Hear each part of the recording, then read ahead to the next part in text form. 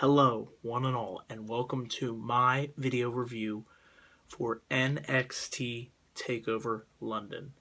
And what can I say? Wow, what an incredible showing by the men and women on the NXT roster. They brought it to London. They delivered another fantastic live special. This was truly a joy to watch.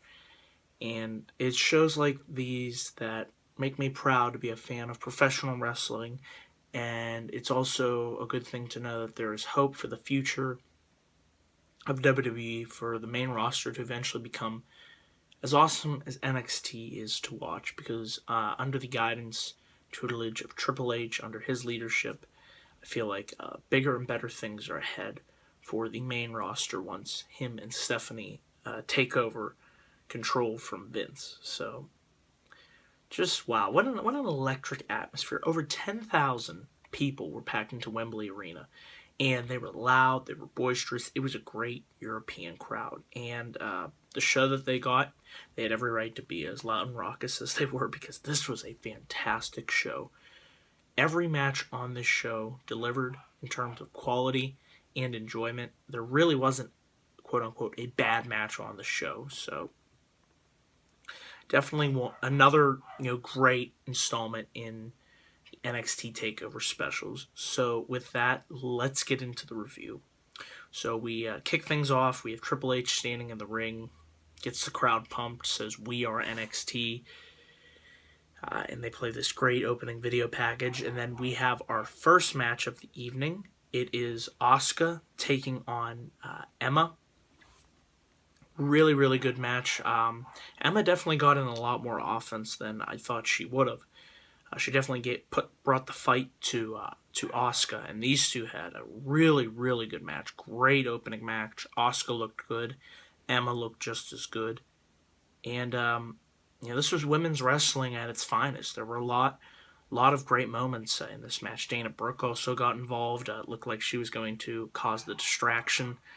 There was a really good spot where Dana Brooke had like brass knuckles, and it looked like she was going to make it seem like Emma had gotten hit by them from Asuka, and the referee, I thought, was going to disqualify Asuka. Sorry, it was a belt that Dana gave to Asuka.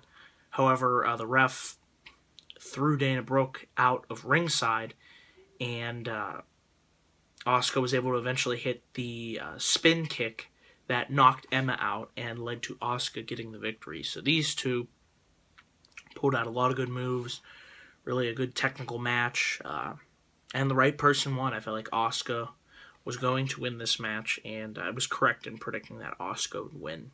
So really good opening match between these two women, and Asuka's awesome. What can you say? And the crowd was fully behind her, so very good opening match to start off the show.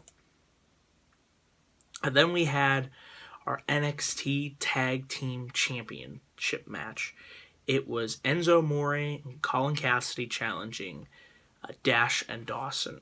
Another good match. I mean, the whole night, this is how it was. You just had match after match after match. All 5 matches were enjoyable to watch, and this one was no exception.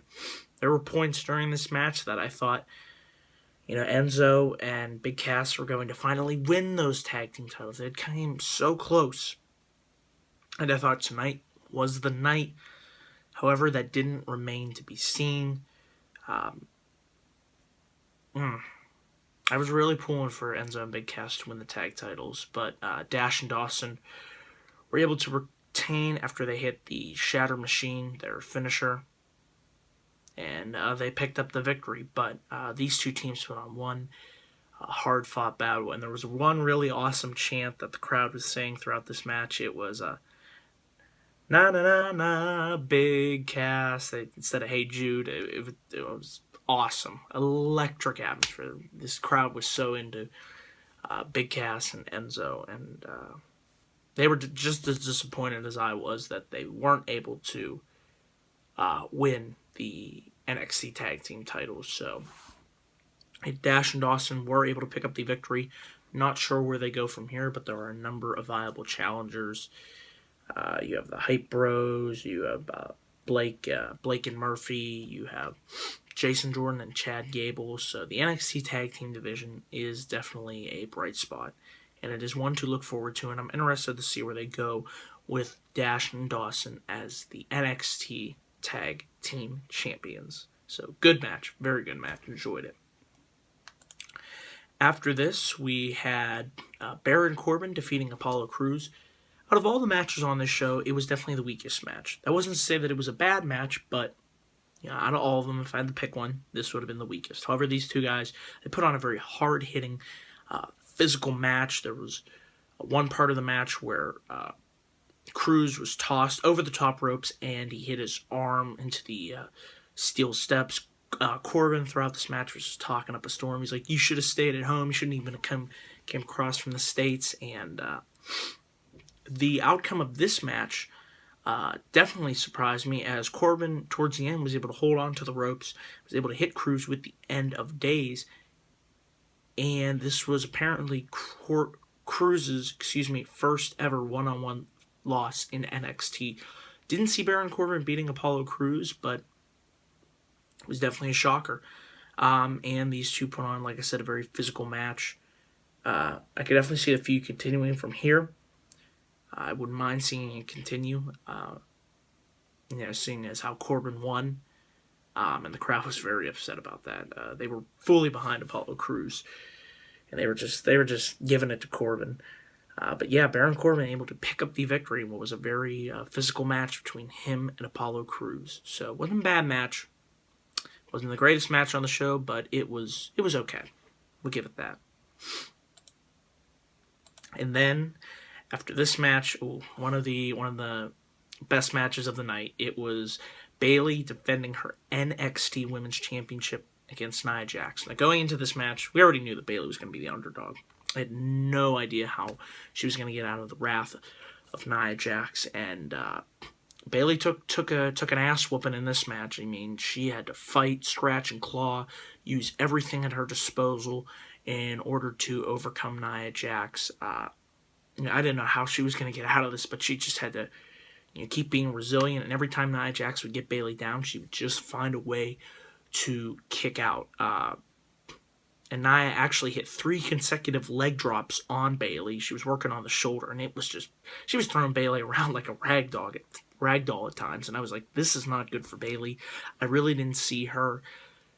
I was worried that this might be the end of her title reign. However, that was not to be the case. Eventually, Bayley was finally able to wear down Nia Jax and forced her to tap out. And that was definitely really, really shocking. I did not see Bayley defeating Nia Jax in a tap out fashion. That definitely caught me off guard, but these two put on a really, really great match. I don't know which match was better, Asuka versus Emma or Bayley versus Nia Jax, but they were both tremendous women's wrestling matches, and that chant was also going tonight at Wembley Arena. So these two definitely put on a great match, told that underdog story of Bayley overcoming the odds, and it works. And I'm just glad to see that Bayley was able to retain her NXT Women's Championship. And before this match, they also teased an Asuka versus Nia Jax match. They had a backstage stare down, so that would be definitely an interesting matchup in the near future. But yeah, just another tremendous showcasing from the women's division in NXT. So yeah. And then we had our main event of the evening, and it was my favorite match of the evening. It was Samoa Joe taking on the Demon, Finn Balor. Finn's entrance, you have to watch it on the network. It was incredible. He came out with the top hat through the smoky fog of London. It was just truly incredible. Wow, what an entrance. It was great seeing the Demon back. And definitely, man, these guys pulled out all the stops. I mean, you could tell these guys knew each other very well because they were just countering move after move after move. There was one nice spot where Balor attempted to hit the coup de grace. He had Joe laid out on the steel steps. He missed, and that was incredible. And there was another nice spot where Joe was able to go through the top ropes, through the middle ropes, and launched himself onto Finn Balor. That was incredible. And move after move, these guys, really gave it their all. It was just an incredible match to watch. Every near fall was like, is Balor going to retain? Is Joe going to win? I mean, this match really could have went either way. I thought there were several moments during this match where I thought, oh, there's no way. Once Joe got the muscle buster off the top ropes, I'm surprised Finn was able to kick out of that. And then he had the Coquina clutch locked in. I was like, damn, I think Finn's going to tap out, but he found a way to get his foot on the ropes after Joe stopped Balor from putting his hand on the ropes. So Joe was he was vicious in this match. But somehow, some way, Finn Balor was able to hit the coup de grace. I believe this was the third coup de grace attempted. And he was able to retain his NXT championship. So that was definitely shocking. I didn't think there was any way that Finn Balor was going to come out of the show with his NXT title, unless he was the Demon. I thought there might be a slight chance he would win if he arrived as the Demon, and that was to be the case. Shocked that Finn was able to retain. Afterwards, the doctors checked on him. I was worried he might have a concussion or something, but it appears that everything is all right. And afterwards, Joe walked back up the ramp and gave him a vicious stare down. So I'd like to see these two have another match and continue their feud. And this main event match capped off what was an excellent pay-per-view. It was just another great takeover special. My friends loved it. We were into every match. It was just an exhilarating ride, and it was truly special. This was a great pay-per-view event, and if you have not watched it, definitely get the chance to check it out. If I had to give it an overall grade, I would give it an A-. It was not as good as NXT TakeOver Brooklyn, where I think it was just as up there with the other NXT specials, such as Respect, and yeah. I mean, what more can I say? Definitely, NXT showed why this is the A show. This is better than the main roster, because on a week in and week out basis, NXT continues to deliver, and they definitely delivered in front of a hot UK crowd. I'm glad the fans in London were able to have a special event. It's been a long time since they've had a WWE pay-per-view, and they definitely deserved to have this. And I hope one day they will get the opportunity to host a WWE pay-per-view, because they do deserve one. And also, it was announced on this show that Sami Zayn will be in action next week on the next week's episode of NXT.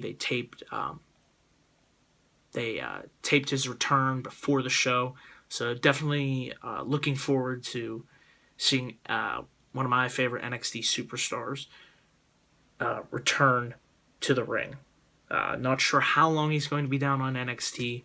Definitely see him making the transition to the main roster, and I see him debuting in the Royal Rumble match on January 24th. But yeah, definitely NXT once again proved why it is better than the main roster. So yeah, those are my thoughts on NXT TakeOver London.